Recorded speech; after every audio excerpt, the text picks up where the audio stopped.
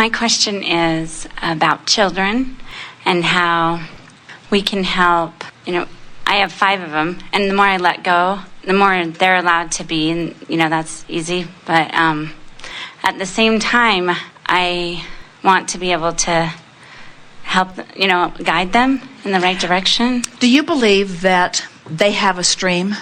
I do. Do you believe that their life is causing them to become more and more and more? Yes. Do you believe that their inner being and source energy is standing in their vibrational escrow as the culmination of that which they have become?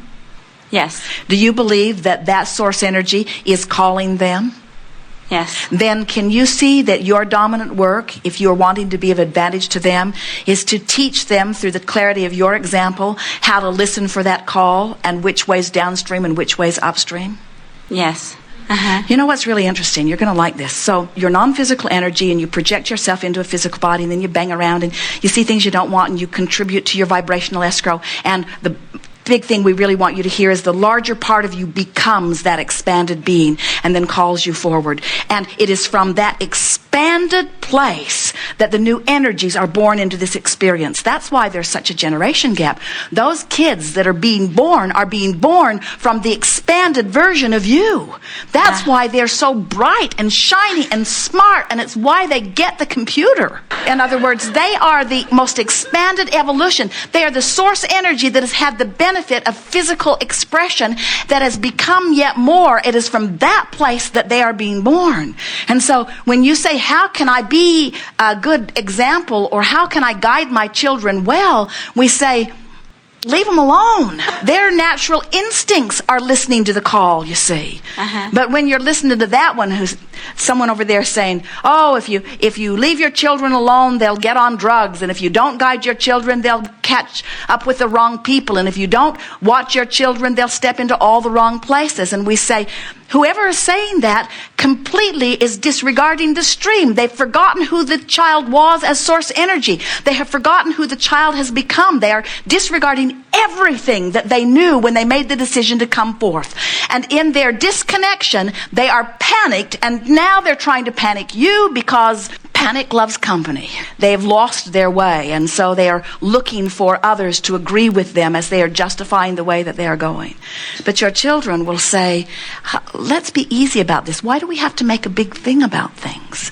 Life is supposed to be fun. Your children want you to remember that. Life is supposed to be good. We don't have to struggle at this so hard. You see. So when a parent says, how can I guide my children? We always say, what your work is, if you're mentoring anyone that you care about, even people that are strangers, if you will just remember that the best that you can do for them, and the only thing that you can do that will be of value to them, is to remind them through the clarity of your example that they have a good life that is waiting for them if they will let it be. And teach them how to release the struggle. Don't try to teach them control. And it's almost the opposite. Most parents are saying, all right, welcome to planet Earth. Now, let me explain to you what we must do. We've got this canoe, and the correct direction is upstream. Now, you're not going to like it. Your tendency is going to be to want to go downstream, but that's just lazy, and there's no reward for going downstream. So get some good calluses on your hand and get hold of these oars and get pointed in this right direction. And they say, but Mom, I'm tired. And you say, shut up. You're not supposed to be a complainer. Life is not supposed to be easy. Nobody said life was supposed to be easy. And it's only the strong ones that will ever make it. And so get hold of those oars and do what I do. And they say, but this isn't fun. And you say, life isn't supposed to be fun. And they say, but we're not getting anywhere. And it's because you're not paddling hard enough. And the ones that have come forth with strong intent and those that are coming forth now are knowing so clearly, a lot of them are refusing to get in your damn boat. They say, you can do that if you want to do that. And then they talk about you when you're not there about, oh man. Little boy said to his mother at a recent workshop, she had lunch with him, and he sent a question back to ask Abraham, and his question was, why are grown-ups so grumpy? And our answer was, they're paddling upstream. It isn't fun to do the impossible. Oh, I totally get that. I have teenagers, and then I have little ones now. And the ones that I was like, come on, we're going upstream, they're all angry at me all the time. And the ones I'm just letting go now and just like, hey, let me see what you're doing. Hey, oh, you want to go jump on the trampoline? Hey, let's do this. Let's do that. The more fun we're having like kids, they're just easygoing. And the ones, now they're kind of, you know, and I'm like, okay, now I'm easygoing. They're like, well, I don't know you. I'm used to you being so controlling. Why are you doing this now? So what you say to them is, I passed on to you what I learned from those who came before me. And it took me a while to remember that that isn't who any of us are. It's going against our natural resources. And so I've just begun to deliberately reach for who I really am. And I'm finding that there is so much joy in who I really am. And then go on to explain if they're really interested. Some of them will be a little mad at you for a while because you've taught them to sort of be the same way. And now they have to learn to let go of the oars also. But who you really are is such a big part of that it really does not take much convincing. Once you have your first conscious, visceral turning in the stream where you consciously acknowledge, hey, I feel better because of my choice of thought, now you're on your way. And as you just keep applying that again and again, life takes on a whole new form for you. We have to say also that as you have begun this, and you have, many of you have, that you begin to notice that one who's flowing with the stream is so much more powerful than one who's bucking the current. So the people who are fighting hard for what they believe in and for the resources that they're trying to carve off and take over to their corner, they are creating minimally. It is a minuscule amount of well-being that is eking into their experience in spite of their resistance. While those who relax and release and go with the flow, you are benefiting outrageously, and it reaches the place where you can't even justify in any rational manner the amount of resources that are flowing to you. You just stand in astonishment at the clarity and the fun along the way and the people that are holding doors open for you and waiting to play with you and greeting you with open arms. When you relax and begin going with the flow, your ability to manifest is huge in relationship with those that are going against the current. And so your children that you've sort of taught to go against the flow are a little bit irritated about your not now doing that to the others. They should suffer as much as we suffer. It's sort of the way that they want to talk to you, and it's the way you want to talk to your parents, and they wanted to talk to their parents. But you have to remember that you are the leading edge of experience. You are the leading edge creator. So it's natural that it should be easier for you. All of those people that lived in those previous generations that were moving through space and time, that were asking for improvement, you in your generation are living the benefit of what they put into vibrational escrow. And we're just wanting you to receive the benefit of what you're putting in vibrational escrow. The next generation certainly will, because the children are being born from that vantage point. So they will be much less resistant than you are likely to be, but you don't need to be. You are understanding all of this. Just be playful about it. And remember this one thing. As your mother, you're thinking to your children, as your mother, my dominant intent is to do anything that I can do that influences you in your awareness and deliberate association with your connection to your source energy. In other words, I'm not interested in getting your teacher to like you. I'm not interested in getting your peers to like you. I'm not interested in doing anything other than helping you close the gap between you and you. And that's not my job to close your gap. I can't even understand what the vibrational points of relativity are with you. I don't know. I haven't walked in your moccasins. I don't know what your life has caused you to put in your vibrational escrow, and I don't really know where you're vibrating right now. So I don't have any control or any real way of guiding you to close your gap. The best I can do is to close my gap, and to close my gap, and to close my gap, and to close my gap, and to be open and verbal about it. Oh, I'm widening my gap. Oh, I'm pointed upstream. Oh, I've got hold of the oars. I think I'm going to chill. In other words, as you demonstrate what you're deliberately doing to close your gap, they'll see you do it. And they who haven't forgotten it so much will keep doing it. And those children that you have that have forgotten will learn to do it again, just like you're learning to do it. it. Oh, and what fun you're all going to have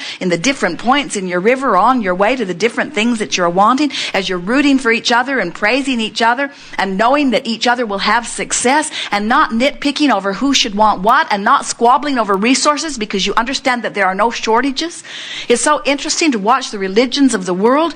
It's enough that you fight over oil, but when you fight over God, that's just going too far. That's just going too far. When you say, God is only here where we are, and all of those other heathens out there, they don't have the path to God. And we say, oh, God is downstream for everyone, and you can individually hold yourself apart from that well-being or flow with it, but it's not dependent upon what church you're standing in or what book you're holding. It's dependent upon which way you're pointed in this stream.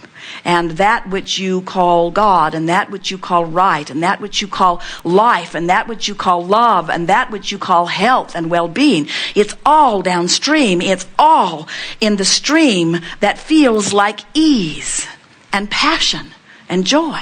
That makes the most sense to me. I was raised in a religion, and when I listen to you, I'm like, oh my gosh, that feels like beats my heart and brings joy. And the more that I'm flowing downstream, I feel like a little kid. Well, and I want to play on the playgrounds. The religions don't have it all wrong. In other words, think about it. So think about a religion that says, here you are living life, and you will one day die, all accurate, and when you die, you will become something more, all accurate. And then think about a religion that says, and when you do good deeds, you will allow yourself eternally to be that joyful, exalted being that you are. Nothing wrong with that statement. But when they say, but when you do this thing that you should not do, then you are damned, they've got you pointed upstream. And that's the reason that you feel that guilt. That's the reason you feel that discord. But then when they say, but if you'll stop doing those evil deeds that I and my committee have decided are evil because it is in our economic best interest to call it that way, if you will no longer do that bad deed, then you will again be on the path to heaven. And so you say, well, since I want to be good and I want to be surrounded by that which is good, and since I believe what they say, because there are a lot of them and they have plaques and things, robes and important looking things, I will then do the thing that they say is the good deed. And in doing so, you turn your boat in the stream and you do feel better. We're not saying that religion is wrong or bad. We're just saying that in the midst of religion, use your God-given resources to know what you're doing in your relationship with your God, you see. Because there is no one between you and that. It is right there for you to taste and touch. So when you love someone, you're in alignment. When you hate someone, you're not. That ought to be clear. When you appreciate yourself or someone, you close your gap. When you find fault with yourself or someone, you widen your gap. What happens in religion is a lot of people get together and justify the negative emotion they're feeling by claiming its rightness, and then the more they push against it, the worse they feel, and then the more numbers they try to gather in order to justify, until things get really out of hand. Things are sort of out of alignment in that regard. And we say, you don't have to wait for one of them to figure this out, because you can begin the closing of your gap in this moment. And when you do, you'll have the enlightenment of source flowing through you. And then your response to everything will be from that broader, wiser, all-knowing view. And that's the only view that any of you will ever be satisfied with. But we want to give you something that we think you may not be remembering. You were source energy. You came into this physical body. This life in this body caused you to become more, and the source energy part of you became more. So it's you not staying up to speed with you. In other words, that's the leading edge eternal you that you're reaching for, you see. And if you do anything less than that, you're going to feel dissatisfied. And there are so many people in so many churches, so many different churches around the world, that life has caused them to become more, and by holding fast to the doctrines of their religions, they are holding themselves apart from that which their life has caused them to become. And in time, they'll croak. and then they'll reemerge into non-physical, and they'll all have a good laugh about all of the reasons that they used as their excuse to not allow themselves to go with that flow. Thank you. And when they get there, you're going to find people in your heavenly church that you never thought you'd see there. All colors of skin, all shades of everything. In other words, you are all source energy.